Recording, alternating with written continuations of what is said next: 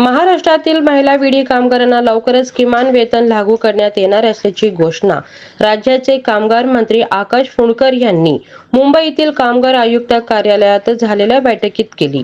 विडी कामगारांचे किमान वेतन निश्चित करण्यासाठी कामगार प्रतिनिधी, मालक प्रतिनिधी आणि प्रशासनाची संयुक्त बैठक आयोजित करण्यात आली होती।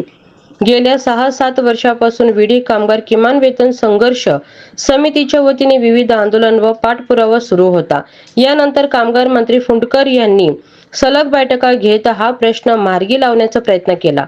बैठकीत मालक प्रतिनिधींनी त्रिपक्षीय समितीची मागणी केली, मात्र कामगार संघटनाने तातडीने किमान वेतन जाहीर करण्याची भूमिका घेतली। दरम्यान 2 जून 2026 रोजी होणाऱ्या पुढील बैठकीत किमान वेतन जाहीर करण्यात येईल असे स्पष्ट संकेत कामगार मंत्र्यांनी दिले। बैठकीला विविध कामगार संघटना, मालक प्रतिनिधी आणि वरिष्ठ कामगार अधिकारी उपस्थित होते।